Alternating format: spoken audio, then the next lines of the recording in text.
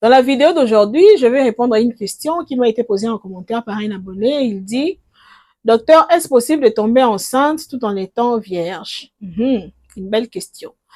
Ma réponse est oui. Oui, c'est possible de tomber enceinte tout en étant vierge. Je vais vous expliquer comment. Mais avant ça, laissez-moi vous saluer. Coucou tout le monde, bienvenue chez les docteurs gentils. J'espère que vous allez bien, oui, parce que votre santé m'intéresse tellement.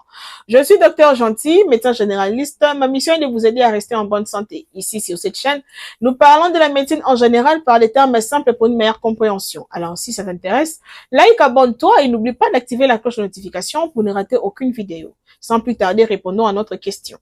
En 2013, une équipe de chercheurs américains ont voulu creuser un peu dessus parce qu'il faut spécifier vraiment que c'est un phénomène rare. Alors, cette équipe a fait leur étude sur 7870 femmes. Le résultat était tel que 0,5% d'entre elles étaient tombées enceintes alors qu'elles étaient encore vierges et n'avaient pas eu recours à la fécondation in vitro. La fécondation in vitro, c'est une fécondation médicalement assistée. C'est-à-dire, on prélève l'ovule de la femme et on prélève les spermatozoïdes de l'homme. On les féconde dans un laboratoire loin de l'utérus et de la trompe. OK? Alors, lorsqu'il y aura formation de l'embryon, c'est les tout petits bébés. OK? Il y aura formation d'un tout petit bébé qu'on appelle embryon. Alors, on va prendre cet embryon et les réimplanter dans l'utérus de la mère. Ou on va prendre ces tout petits bébés qui s'est formé, on va les réimplanter dans l'utérus de la mère et la grossesse va évoluer comme ça. Alors, je veux vous donner 3 probabilités qui peuvent justifier ces phénomènes. 3 probabilités qui peuvent justifier qu'une femme tombe enceinte alors qu'elle est vierge.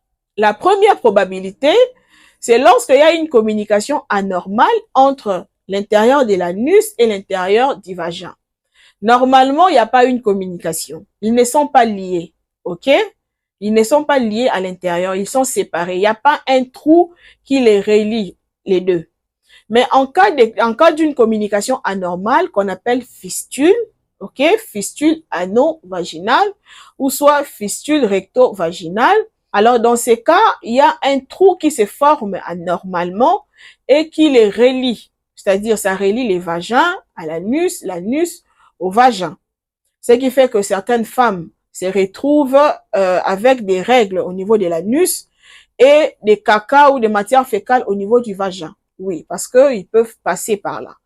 Oui, il y a certaines femmes qui en souffrent. Alors, si c'est fait que vous ayez des relations sexuelles non protégées, par l'anus bien sûr, pendant que vous êtes vierge, alors les spermatozoïdes peuvent faufiler par le biais de cette communication anormale et se retrouver au niveau vaginal, remonter vers la trompe et féconder une ovule, en condition que vous soyez en période de fertilité, bien sûr. La deuxième probabilité, c'est lorsque les spermatozoïdes se retrouvent à l'entrée du vagin. Vous allez vous poser la question comment? Vous savez, pendant les préliminaires, il y a certains hommes qui éjaculent, n'est-ce pas?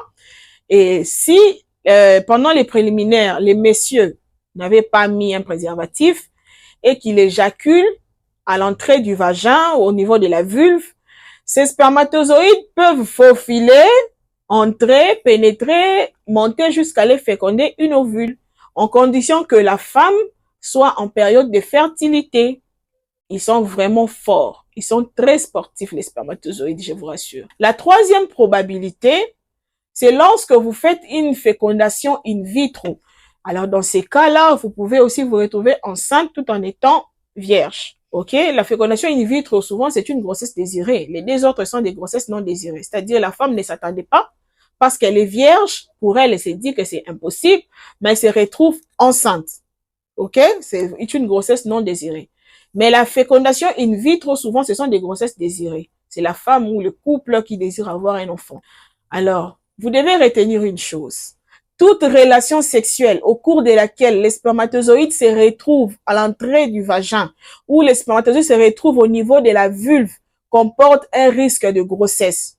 Même sans pénétration vaginale, ça comporte un risque de grossesse. Surtout si vous êtes dans votre période de fertilité ou d'ovulation. Faites très attention. Merci à toi qui as suivi la vidéo jusqu'à la fin. J'espère qu'elle t'a plu. Alors, n'oublie pas de t'abonner, de liker et d'activer la cloche de notification pour ne rater aucune vidéo. Quant à moi, je vous dis au revoir et à la prochaine.